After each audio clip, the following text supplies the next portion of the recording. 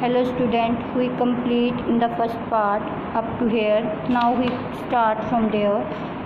तो हमने पिछले में पढ़ा था कि किस तरह वो जो खड़क सिंह है वो बाबा भारती जी के घोड़े को देखने के लिए आते हैं और नेक्स्ट वर्ड वो क्या कहते हैं, क्या कहना है जो उसे एक बार देख लेता है उसके हृदय पर उसकी छवि अंकित हो जाती है।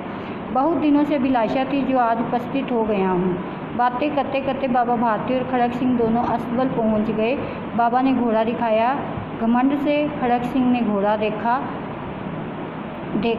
आश्चर्य से। उसने आज से पहले हजारों घोड़े देखे थे, परंतु ऐसा बांका घोड़ा उसकी आंखों से कभी गुजरा ना था।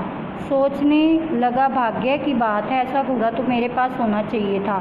साधु महात्माओं को ऐसी चीज़ों से क्या मतलब। कुछ देर तक आश्चर्य से खड़ा रहा। इसके बाद उसके हृदय में हलचल होने लगी। वह बालकों की तरह धीरता से बोला, परंतु बाबा जी इसकी चाल न देखी तो क्या देखा। तो अब वो क्या कहता है कि मैंने सुना है कि जो भी इस घोड़े को देख लेता है और जो उसकी छवि है वो उसकी जो शोभा है वो हर किसी के मन के ऊपर अंकित हो जाती है, मतलब छाप छप जाती है।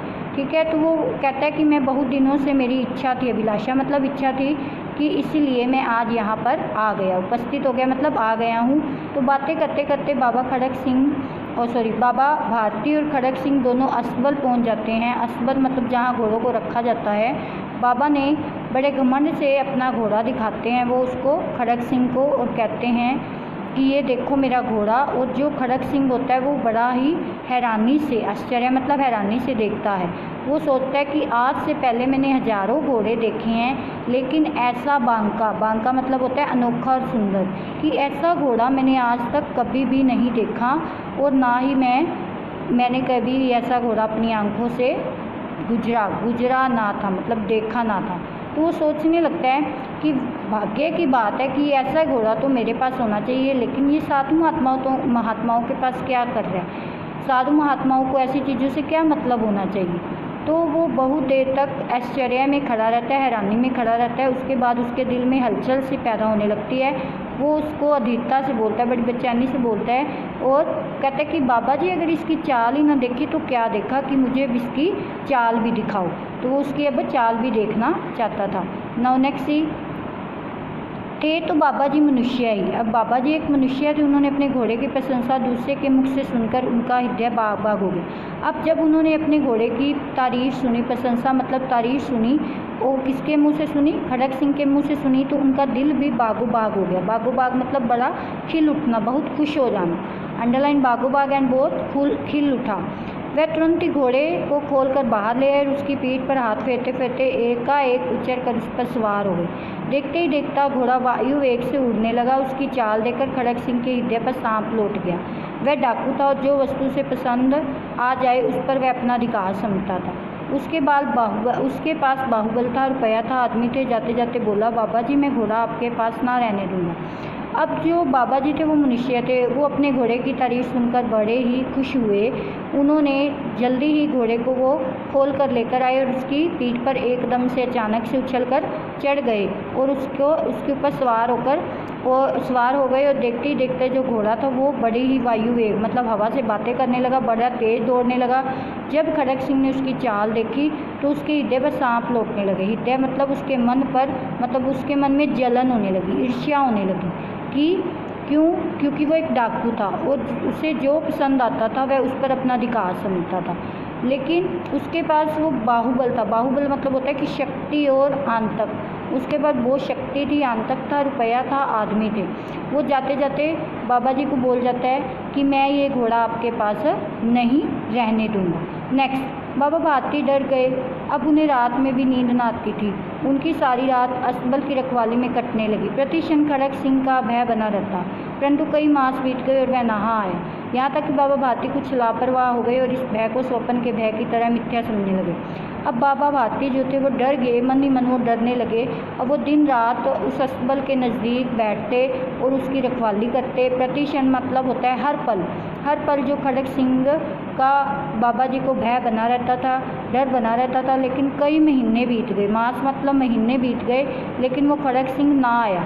यहाँ तक कि जो बाबा भारती थे वो अब कुछ लापरवाह हो गए कि अब वो नहीं आएगा। अब उन्होंने सोचना बंद कर दिया कि अब वो नहीं आएगा।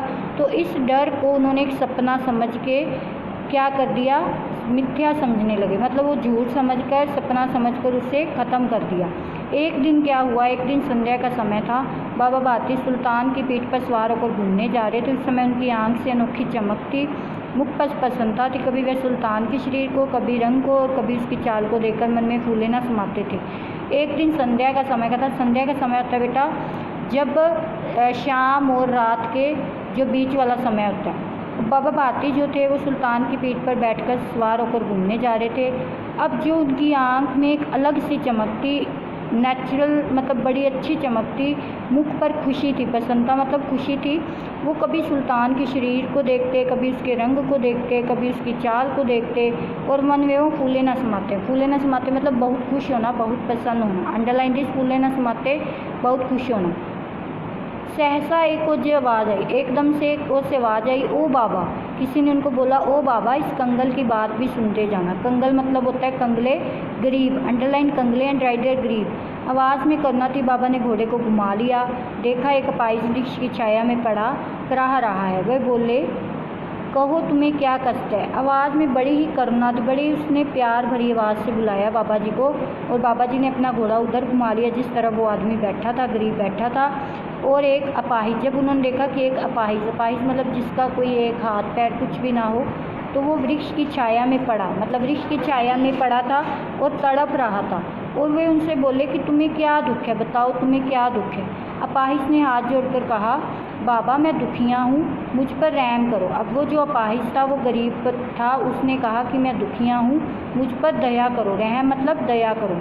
रामा वाला यहाँ से 3 मील दूर है, मुझे वहाँ जाना है। घोड़े पर चढ़ा लो, परमात्मा तुम्हारा भला करेगा।